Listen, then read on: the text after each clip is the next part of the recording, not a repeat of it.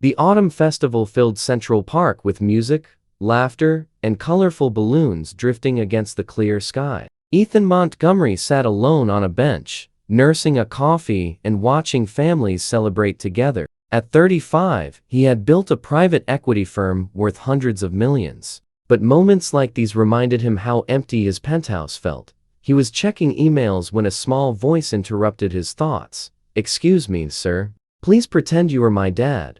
Ethan looked up to find a little girl with blonde curls, maybe 5 years old, wearing a pink dress, and looking at him with desperate eyes. "What?" Ethan said, confused. "Just for a little while. Please. I need you to pretend you are my daddy." The urgency in her voice was unmistakable. Ethan glanced around for parents or guardians. "Sweetheart, where's your real dad? Your mom?" The little girl's eyes filled with tears. "My mommy is over there." She pointed toward a blonde woman in a beige dress, standing near the festival booths, looking around anxiously. "But she does not have a daddy for me, and all the other kids do, and I just want to pretend for today." "I do not think that is a good idea," Ethan said gently. "Your mother might be worried about you talking to strangers." "Please," the girl begged. "Just look at this." She pulled a photograph from her small purse and handed it to him. Ethan took the photo and his breath caught. It was a picture of a young couple. The woman was clearly the blonde he had just seen across the park, maybe 5 years younger. But the man beside her, smiling broadly with his arm around her, looked almost identical to Ethan. Same dark hair, same facial structure, same build. "That is my daddy," the little girl said. "He died before I was born. Mommy says he was in the military and there was an accident. But see, you look just like him. Please, just for today, can you pretend? All my friends have daddies at the festival, and I just want to know what it feels like." Ethan stared at the photograph, his heart hammering. The resemblance was uncanny, almost eerie. He looked at this little girl, whose father he could have been mistaken for, and felt something crack inside his carefully maintained walls. "What is your name?" he asked. "Sophie." "What is yours?" "Ethan." "That is a nice name." Sophie looked over her shoulder. "My mommy is looking for me. Will you help, please?" Before Ethan could answer, the blonde woman was hurrying toward them, relief and alarm warring on her face. "Sophie, what did I tell you about wandering off?" She reached them and immediately positioned herself between Ethan and her daughter. "I am so sorry if she bothered you. Mommy, look." Sophie held up the photograph. "He looks just like Daddy. Can he be my pretend daddy for the festival, please?" The woman's eyes went to the photo, then to Ethan's face, and her expression transformed from protective to shocked. "Oh, my God," she whispered. "The resemblance is, I am so sorry. Sophie, you cannot just ask strangers to pretend to be your father." "I am Ethan," he said, standing and offering his hand. "And actually, I was considering saying yes."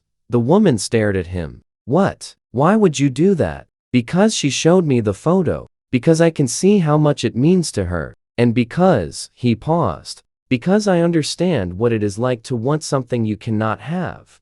The woman studied him carefully, then made a decision. "I am Rachel, and this is Sophie, as you have learned. If you are serious about this, I appreciate it more than you know. But I need to be clear, this is just for today. Just pretend. I do not want Sophie getting attached to someone who is going to disappear." "I understand," Ethan said. What followed was one of the strangest and most wonderful afternoons of Ethan's life. He walked through the festival with Sophie holding his hand, her face glowing with happiness as she introduced him to everyone as, "My daddy." Rachel stayed close, watchful, but gradually relaxing as she saw how gentle Ethan was with her daughter.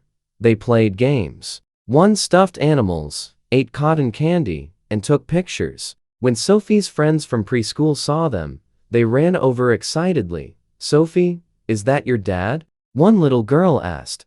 "Yes," Sophie said proudly. "This is my daddy. He is really tall and strong."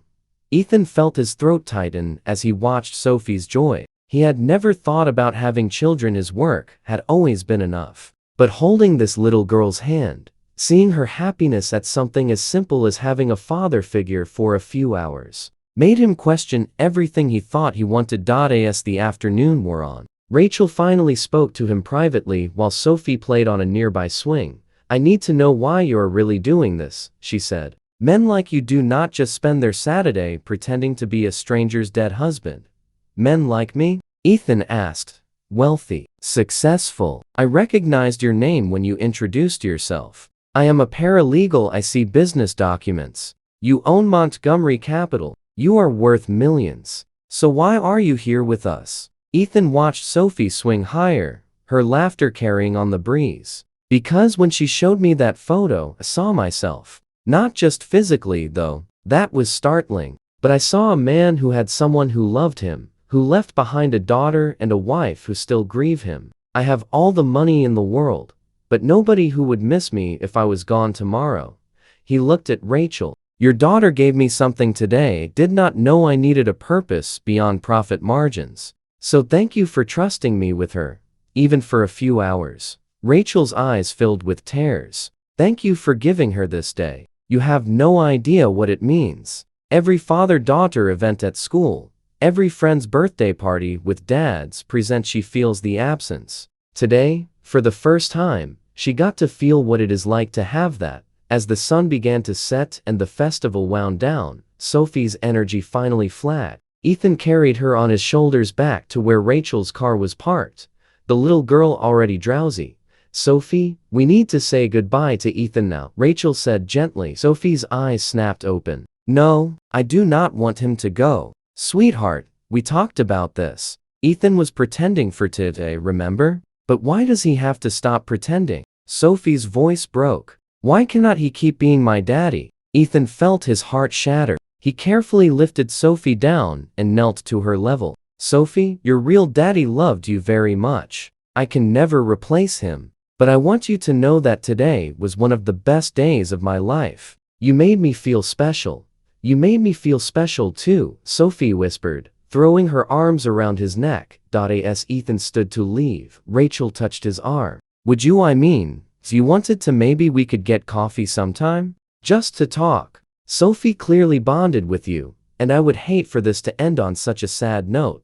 Ethan looked at this woman who was raising a daughter alone, who had trusted a stranger with her child's heart for an afternoon, and made a decision. "I would like that. But I want to be honest about something. I'm not interested in just coffee. Today showed me what I have been missing. I would like to actually be part of Sophie's life. If you will let me. Not as a replacement for her father, but as someone who cares about both of you." Rachel's eyes widened. "You barely know us. I know that your daughter asked a stranger to pretend to be her father, because she felt the absence so keenly. I know that you trusted me despite having every reason not to. I know that in 6 hours, you both made me feel more alive than I have felt in years." Over the following months, Ethan became a constant presence in their lives. He attended Sophie's school plays and helped with homework. He took Rachel on dates where they talked for hours about everything from their childhoods to their dreams for the future. He learned about Rachel's husband, Michael, a hero who had died in a training accident, leaving behind a pregnant wife and unfulfilled dreams. "I am not trying to replace him," Ethan told Rachel one evening, "but I want to honor his memory by being the father Sophie deserves and the partner you deserve." 1 year after that festival day, Ethan proposed in the same park, on the same bench where Sophie had first approached him. Sophie helped him with the ring, giggling with excitement.